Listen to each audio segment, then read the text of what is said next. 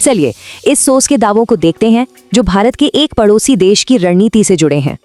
तो ये secret plan आखिर है क्या? सोर्स का दावा है कि एक खुफिया योजना पर काम चल रहा है और इस पूरे दावे के केंद्र में है भारत का चिकन नेक, एक बहुत ही संवेदनशील इलाका। ये गलियारा सिर्फ 20 किलोमीटर चौड़ा है। सोचिए, बस 20 किलोमीटर, ये इसे बहुत नाजुक बनाता है। अगर ये कट गया तो सोचिए क्या होगा। भारत का अपने पूरे नॉर्थ ईस्ट से संपर्क ही टूट जाएगा। और दावा ये है कि इस पॉइंट के चारों ओर प्रोजेक्ट्स का एक अदृश्य घेरा बनाया जा रहा है। इस घेरे में पहला है बांग्लादेश का लालमोनेरहाट एयरबेस, दूसरा है भूटान में बन रहा गैलफोग फ्यूचरिस्टिक सिटी प्रोजेक्ट और तीसरा नेपाल की तरफ दमक एयरपोर्ट। ये तीनों मिलकर एक घेरा बनाते हैं। लेकिन सवाल ये है कि 3 अलग अलग देशों में ये प्रोजेक्ट्स बन कैसे रहे हैं? सोर्स इसके लिए एक टर्म इस्तेमाल करता है, लोन मंत्री, मतलब भारी कर्ज के जरिए इंफ्रास्ट्रक्चर फंड करना।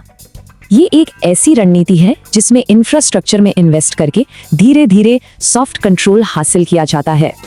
और सोर्स के मुताबिक असली मकसद है किसी भी संकट के समय फायदा उठाना। ये प्रोजेक्ट्स किसी बड़ी क्षेत्रीय महत्वाकांक्षा के एक पैटर्न का हिस्सा बताए जा रहे हैं। सोर्स में लद्दाख, गलवान घाटी और अरुणाचल प्रदेश जैसे दूसरे इलाकों का भी जिक्र है। इतना ही नहीं, सोर्स बताता है कि अरुणाचल प्रदेश का नाम बदलकर जांगनान कर दिया गया है। तो इस सब का निष्कर्ष ये है कि भारत को इस इलाके में मजबूत मिलिट्री इंफ्रास्ट्रक्चर बनाना होगा।